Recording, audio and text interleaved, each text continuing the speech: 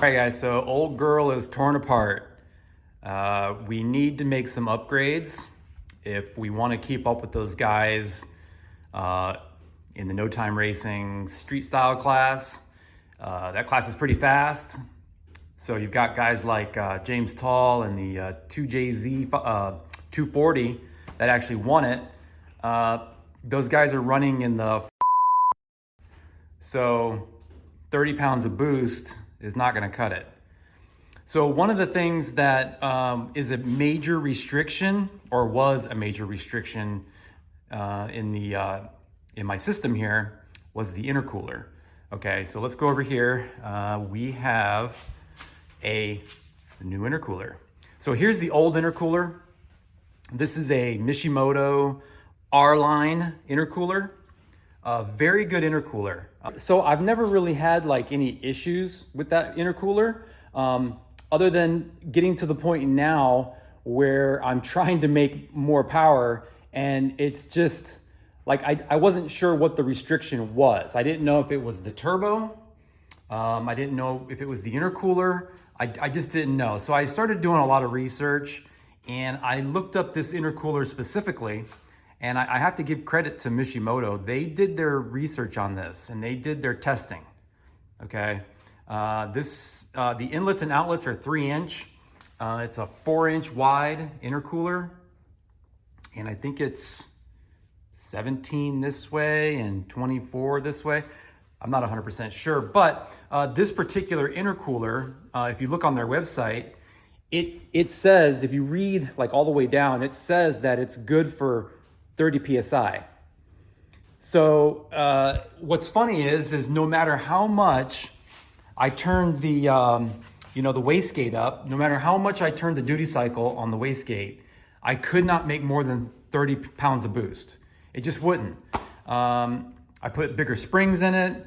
I mean, this thing had enough spring and gate pressure to make 40 pounds of boost, and it just wouldn't. It wouldn't, like this thing was like regulating it like a pressure regulator. It was just holding it back. So there was a major pressure drop with this intercooler. So no matter what I did, I wasn't gonna make more power. Even if this turbo could make more power, it wouldn't because of the intercooler, okay? So this I found on eBay, really good deal, and did a little haggling, and this thing here is a monster. Okay, it's not as tall. This thing is only 12 inches tall, but this is a Vibrant core, and the end tanks, I'm not 100% sure. I'm not sure if the guy that I got this from put the end tanks on or if it came this way, but I do know that on Vibrant's website, this core is good for 1,300 horsepower, okay? So that's going to be 50 pounds of boost, okay? And all the other differences is that it's got 3.5-inch inlets and outlets, and this one, like I said, only had 3-inch. So, and it also came with these nice Vibrant clamps, all ready to go. All I got to do is, plumb it up. I got to get some 3.5-inch piping because at the moment, all I have is 3-inch and 2.5-inch. So we got to change everything to 3.5-inch. And yeah, this should be much better, much more surface area. This is 6 inches compared to 4. It's just way beefier. You can just see the difference, even though, like I said, it's shorter, but I mean, the difference is just, crazy. So the other thing is getting this to fit in here is going to be a challenge. So what I'm gonna have to do is, the original mount was right here. So I had the original intercooler mounted to these tabs. So I'm gonna have to cut those off, and then I'm gonna have to actually lower the intercooler. Okay, so it's gonna have to come down probably, I don't know, like in this area, about 3 or 4 inches below this bar. And I'm gonna have to make a bracket that comes down and over to hold it. That intercooler is about 10 pounds heavier than the other one, so I gotta be, keep that in mind as far as how I build my bracket and the structure and all that. And then the other thing, up through here, it shouldn't be a problem getting the piping up through here and then into this. That shouldn't be a problem. And over here, I've got quite a bit of room too in this area. There's lots of room there to go up and through this area. So yeah, that's gonna be my first step, is getting this thing mounted and making sure it has room, you know, clearance up underneath this bar. It's gotta come under this bar and then around on both sides. So that's gonna be my first step. And then the bumper itself is gonna have to be cut. So when I move it down and forward, it's gonna interfere with all this. So I may just cut this all off. I know the Fox body purists are gonna be like, you know, mad at me, but that's okay. This bumper's already been cut. I've already clearanced the whole back of this bumper anyway. And yeah, so I'm gonna have to cut most of this off. I don't know how far up, but we'll see. We'll see once I get this mounted. I have to mount this where it needs to be, and then whatever I need to cut off of this is what I gotta cut off. I don't have a choice, so. And then I do have a different turbo coming, but that is gonna be a different video. We have a much bigger turbo that will be enough turbo to send the rods this way and that way. So yeah, I've been debating on whether I should pull this motor and do different rods, but some people have been messaging me and saying that those rods, you know, the Chinese rods, some people have used them up to 1,200 horsepower. Now, that doesn't surprise me. I believe it. Like, I do believe it, because people have made 1,200 horsepower on stock rods, okay? And those are like just a regular H-beam rod, and I've heard that they're like the same as like an Eagle rod.